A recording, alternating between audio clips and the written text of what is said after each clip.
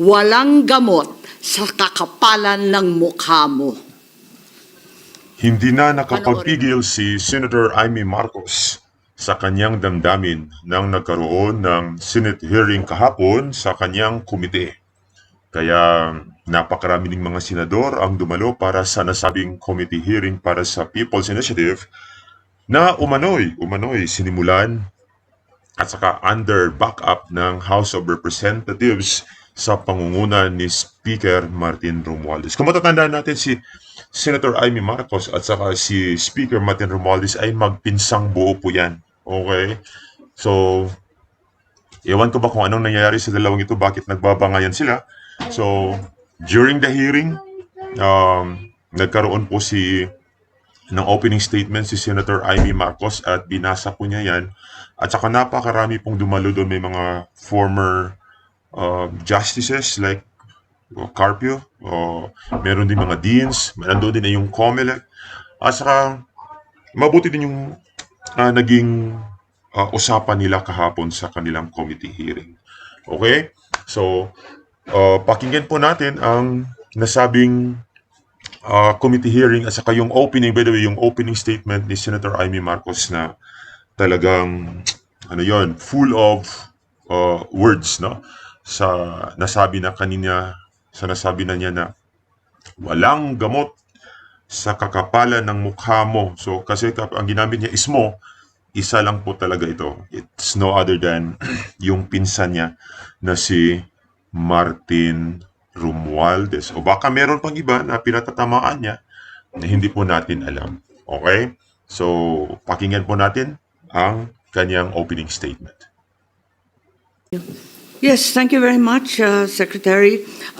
We are also awaiting either position papers or perhaps their presence and participation of our former Chief Justice and Ponente of the Santiago ruling, C.J. Davide, the other justices, Justice Ascuna, Justice Art Panganiban, and Justice Carpio. I'm here, Your Honor, Justice Ascuna. Oh, there we are. Thank Oh, you. so sorry. Okay, thank you very much. I wasn't certain you had arrived. Thank you. As we know, the agenda for today are the two Senate resolutions that I have filed, 902 and 903. First, 902, directing an inquiry in aid of legislation into the alleged payoffs and misrepresentations in the signature campaign for the People's Initiative. Secondly, 903, directing the committee to conduct an inquiry again in aid of legislation into the efficacy of Republic Act 6735 in providing for a system of initiative and referendum. After news reports of the Speaker of the House of Representatives blatantly stating they were addressing the procedural gap and as to the amendment of the Constitution through a people's initiative single-handedly in order to cure the impasse. In addition, the report regarding the increase in the budget of COMELEC for plebiscites and Chacha amounting to 12 billion, which had entirely bypassed Congress and your chairperson.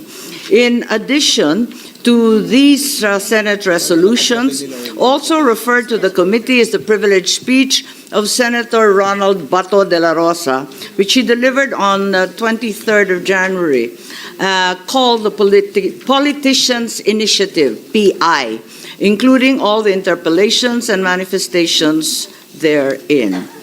So with that, we have set the agenda, and by way of opening, nais ko lang sabihin na kung minsan may mga sakit na kapag ginamot at biglang nawala ang sintomas, akala natin wala na. Akala natin magaling na yung tao. Akala natin napuksa na natin ang sakit. Kaya ihihinto natin yung gamot. Hanggang isang araw, lilitaw ulit ang sakit. Isa na siyang mas malakas na karamdaman at bago pa natin maagapan, huli na ang lahat.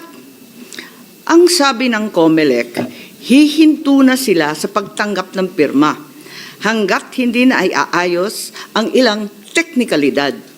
Anong teknikalidad? Yung mga pirmang naipasa na, Paano? Anong bagong pamantayan ang gagawin nila? Kung aatras at nagbago ang isip ng tao, anong gagawin? At marami pang ibang tanong. Maaring masaya tayo ngayon dahil akala natin na pagpahinga na natin ang usapin ng PI nila. Pero hanggat hindi natin ito na ihihimlay, babangon po muli ito upang maging multo. Nakakatakot. Panoorin natin ang isang maikling video ng karamdamang mabilis na ipakalat na sa pamagitan ng pantatanga sa kapwa, paglulustay ng salapi, at pagsisinungaling ng matatakaw na opisyal. Yang sakit na yan ang papatay sa demokrasya. At ang sino man magsabi na walang paki ang Senado sa usaping ito, isa lang ang masasabi ko: walang gamot sa kakapalan ng mukha mo. Makulay na makulay ang sinabi ni Senator Amy Marcos kahapon. Okay?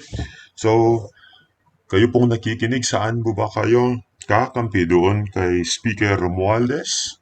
Although Speaker Romualdez was denying na siya po ang pakana dito sa People's Initiative, or sa kay Senator Amy Marcos na talagang galit dahil sa nangyayaring People's Initiative na umano'y under the command of the House of Representatives. Magandang araw po sa lahat.